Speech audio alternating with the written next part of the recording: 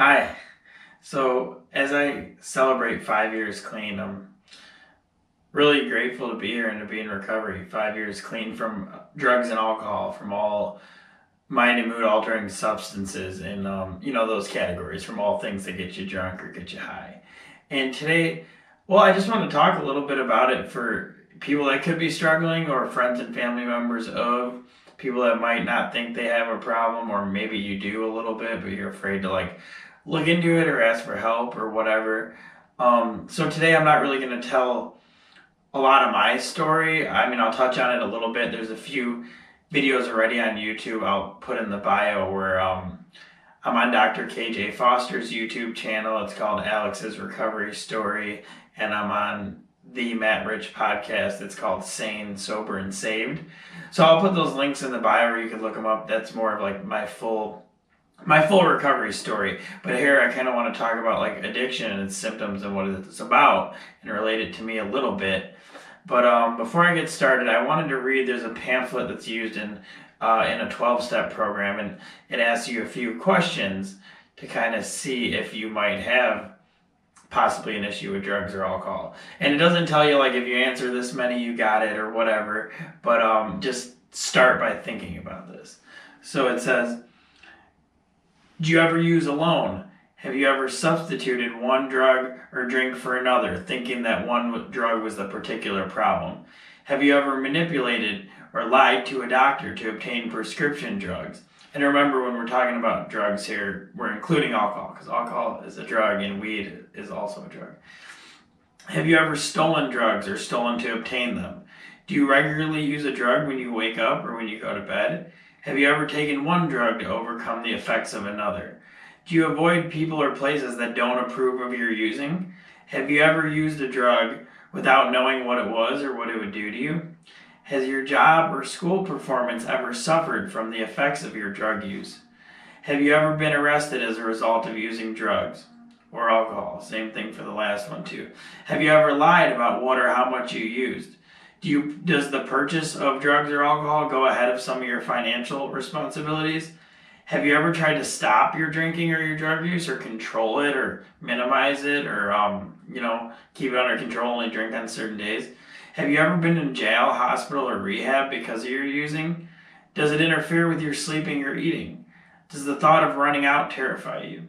Do you feel it's impossible for you to live without drugs or alcohol, including marijuana? Do you ever question your own sanity? Is it making your life at home unhappy? Have you ever thought you couldn't fit in or have a good time without drinking or using? Have you ever felt defensive, guilty, or ashamed about your using? That's a big one. Do you think a lot about drugs or alcohol? Have you had irrational or indefinable fears? Has using affected your sexual relationships?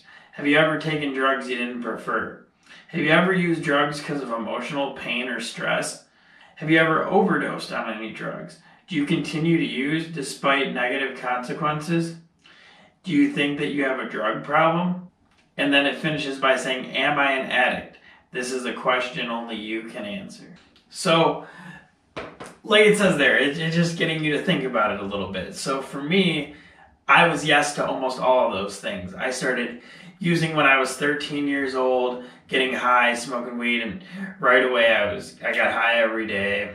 I drank pretty much every day, and I'd try other drugs right away too, like pills or powders or psychedelics.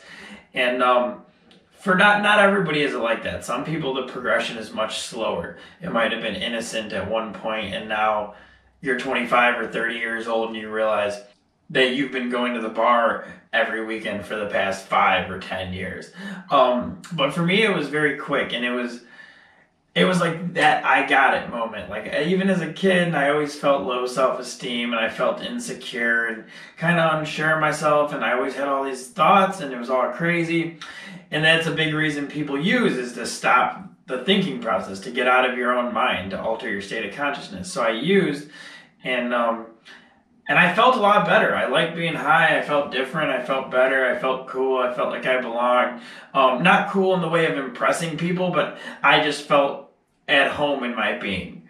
So it's almost like a twisted spiritual longing, but it's like trying to find it somewhere. But the problem is that a lot of these drugs are extremely addictive. once you get addicted, it's like once a cucumber becomes a pickle, it can't go back. So for me, no matter what I do and how long I stay clean, how much I work on my recovery, I can't go back to doing drugs or alcohol again because I'll end up right in the same place. It might be instantly, might not be right away, might be able to like manage or control some substances for a bit, but like if I'm drinking or I'm getting high, like I'm gonna end up in the same place. But I like doing it, and if I could do it on a rare occasion, I would do it. I'd be high right now if I could. That's why I can't. But if I could do it once a month and get out of my mind in that fashion, and stop my thinking process and lose my self-consciousness, I would. But the thing is, like, we get hooked on the method. So I started getting high every day. And shortly after, over the span of the next few years, in early high school even, despite, and this isn't everyone's story, mine had a lot of fights and violence and like getting kicked out of school and trouble. But on the other end, it was also everybody that I hung out with used it. It dominated my life. If people didn't use as much as I did, they pretty much got out of the situation.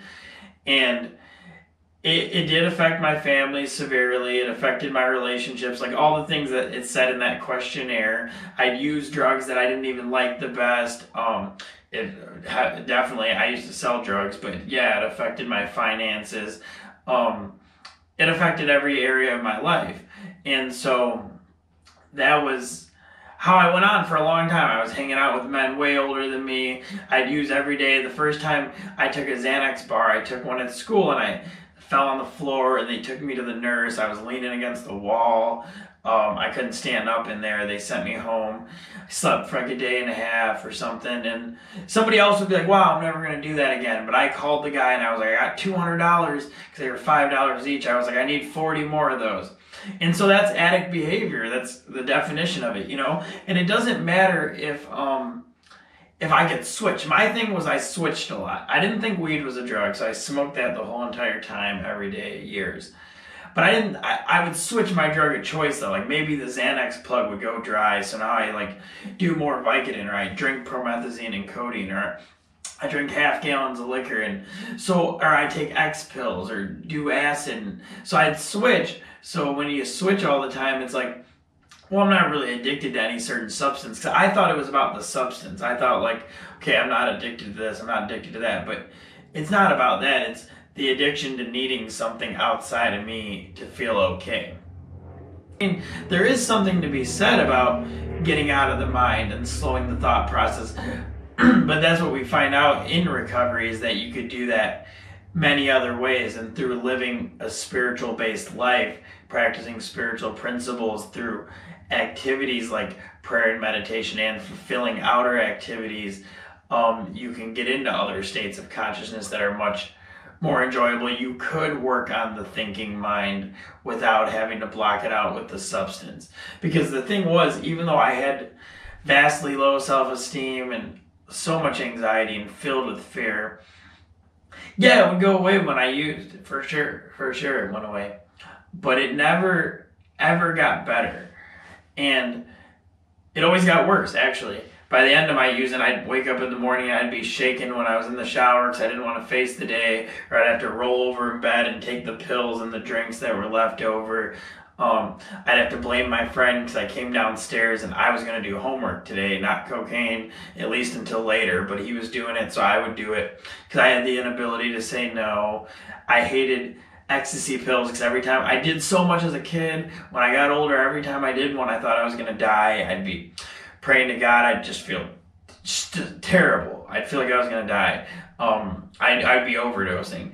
And but I'd do it again if somebody handed it to me. I had the inability to say no, even with the greatest willpower. And you could even think about it with alcohol or weed. Like, have you ever told yourself to stop, and but you find you keep going out every night, or you can't ever turn down the joint or the drug, or you're going to cut back on weed, but every day you're like, tomorrow.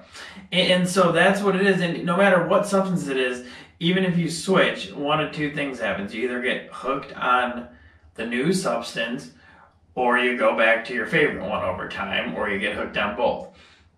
And weed, I actually think, is one of the most seductive, because everyone's like, oh, it's just an herb, but it's so high. I used to need it to eat. I needed it to sleep. I smoked it all day, every day. It made me okay with living my life in mediocrity. I could just get high and just sit there and just didn't care.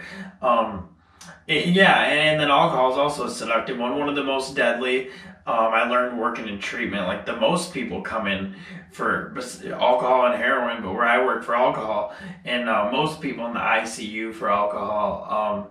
But since it's socially acceptable, it's hard to people to seek help for that, because it's seen as like a fun time. But like, how often do you go and have a fun time every single night? Are you dependent on that to feel okay about yourself?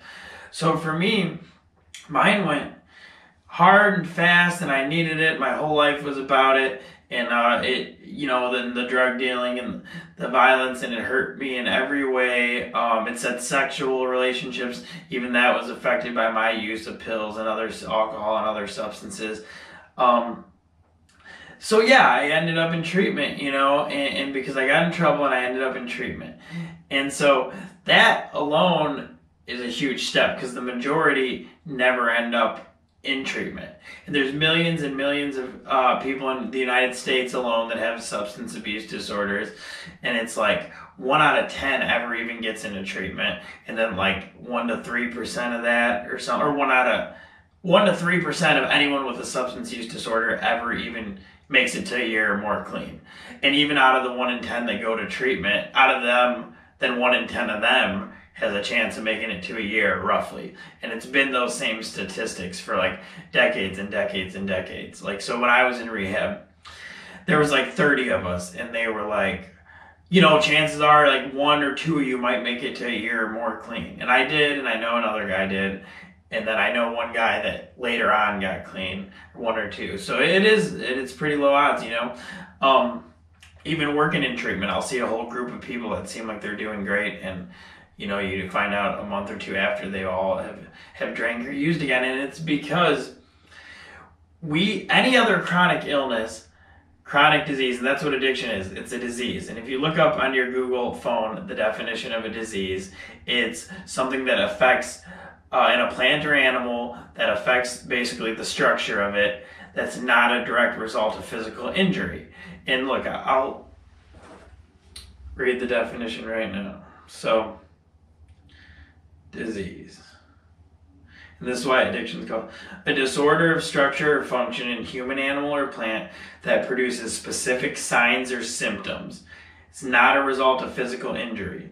A particular quality, habit, or disposition that adversely affects a person or a group of people. So as your drinking and drug use adversely affects you, does it produce specific signs and symptoms? Do you crave it? Do you obsess about it? Do you justify why you use? Do you minimize your using? Like, oh, I didn't really do that much. I've been getting better. I haven't been doing as much of that. Do you justify like, oh, I did it because that person died, or because I lost my job, or it's Jimmy's birthday, we have to celebrate. Oh, it's 420. Do you justify your use? Do you rationalize your behaviors? Do you manipulate people and things and places to get the substance that you want, or to get the money to get the substance? Do you rationalize it like, oh, everybody does that, or all my friends use like that? Well, yeah, you probably do, because all your friends are probably alcoholics or addicts.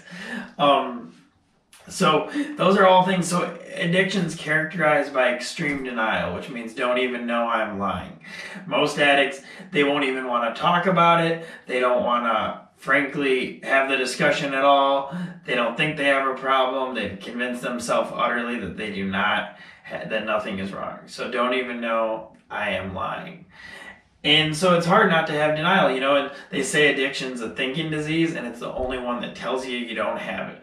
So I get cancer, I'm like rushing to get cancer treatment. If I get diabetes, I'm like either doing my insulin or whatever I got to do to treat the diabetes. But when I get addiction, when they tell me you're an addict, you need help, I'm like, no, you're insane. This doctor doesn't know. The doctor doesn't know what they're talking about. The therapists don't know. My friends in recovery know. Nobody knows what they're talking about. I'm fine. I can do it more myself. I'm going to control it.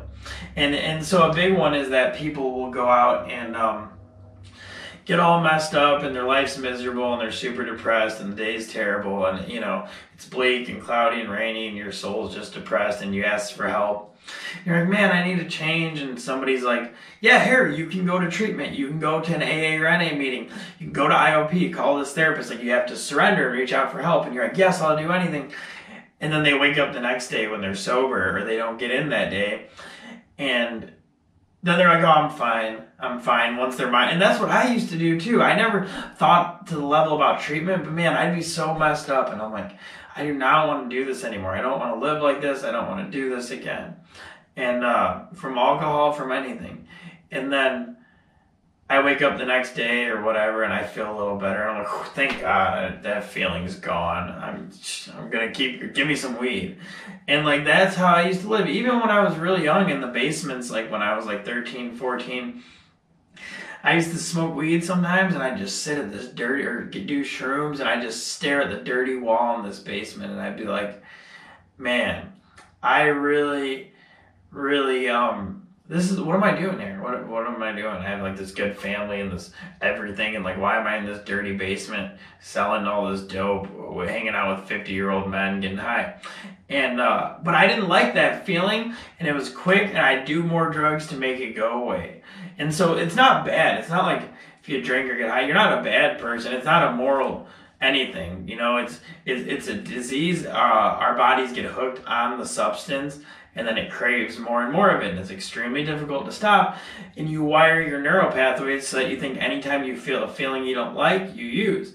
Anytime you're depressed, you use. If things good happen, you use, and you wire it that way.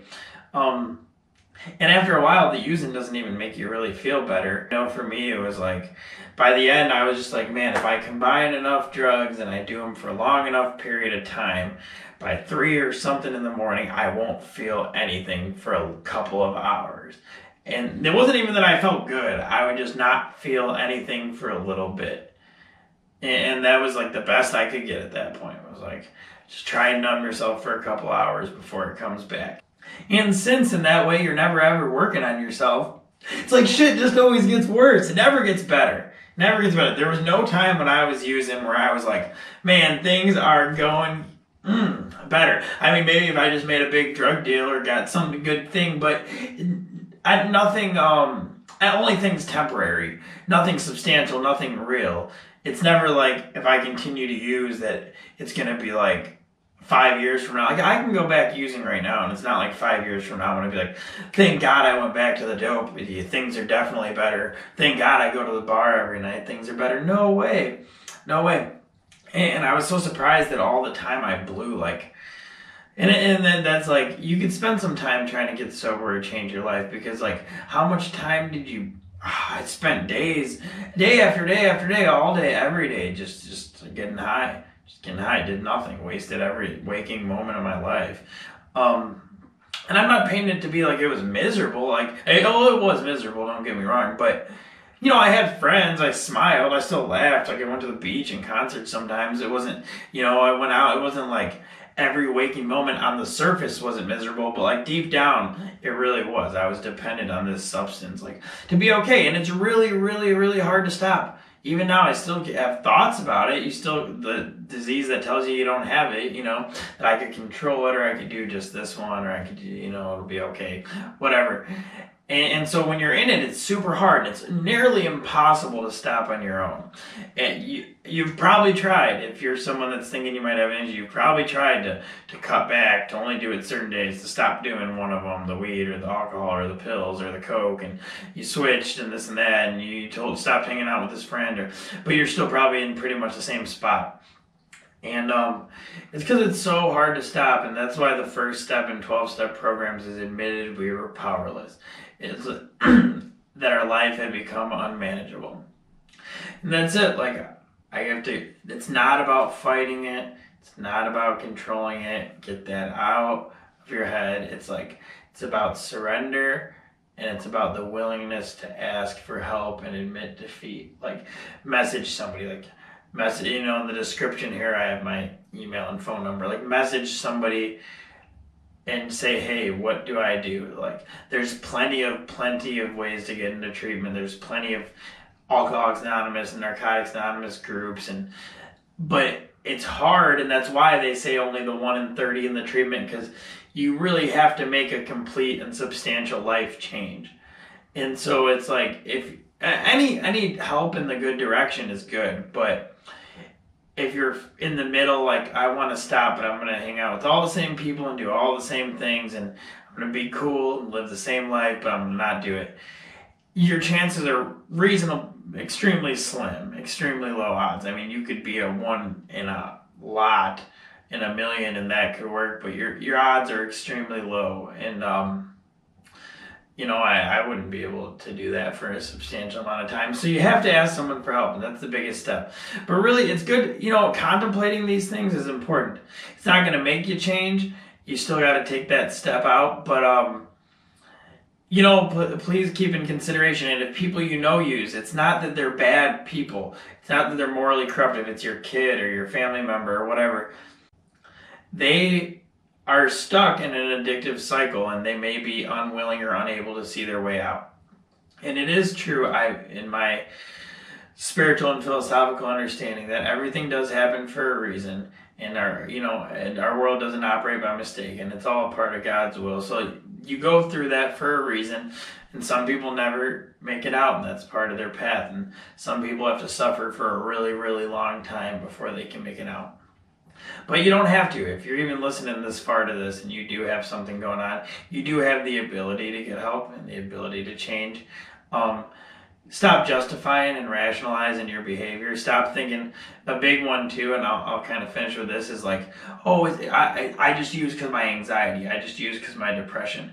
Well, first of all, you're going to make it worse. Second of all, you don't even know if you have anxiety or depression because you're high and drunk all the time. So you're putting uppers and downers and stimulants, and your chemicals in your brain are destroyed. It takes 2 years of being clean for your brain even to recover enough to see how your normal resting mental state is. So don't give me that, because you have no idea. Your depression and anxiety is probably induced by your substance abuse. Even if you do have depression and anxiety and you had it before, you're not going to be able to treat it while you're using. If you're on medication and you're using, it's going to do the opposite effect. So that's no justification. It's only going to make it worse.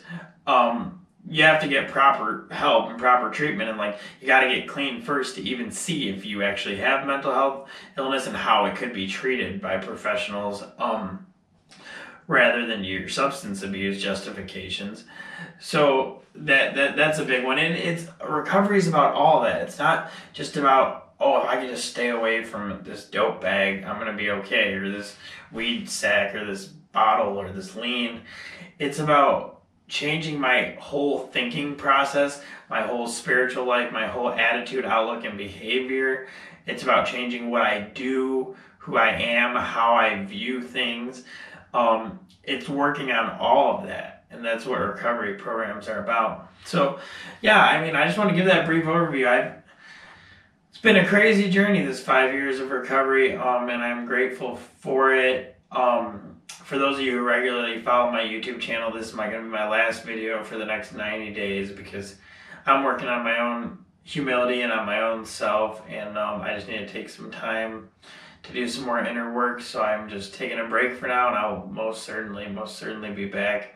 But I appreciate the support, and anybody, please contact me if you have any questions about yourself or others getting into meetings or treatment or anything like that. And thanks a lot for viewing this video. And now here's a break with a message from our sponsors. Are you tired of paying too much to H&R Block or others to prepare your tax return? Are you finally done pulling your hairs out over TurboTax or worrying about whether you completed your Form 1040 correctly? Well, worry no longer. With Momcilovic Tax and Accounting, you're in great hands. With over 35 years of experience and over 250 clients to show for, CPA Mile Momcilovic is the accountant you can trust. Straightforward, inexpensive, professional. All it takes is 3 easy steps. Step 1, email or text us for more information. Step 2, receive an invite email to load your data. Step 3, review and sign your returns electronically in a safe and secure way. The best part about it, he can do your taxes and accounting no matter what state you're in. If you want a knowledgeable licensed expert, he's your guy. With tax returns starting at $125 for single filers and $150 for joint filers. You are guaranteed a fair price and excellent service.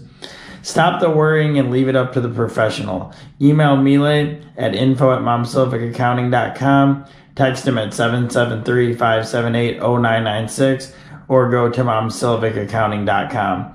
Website link and contact information can be found in the description below.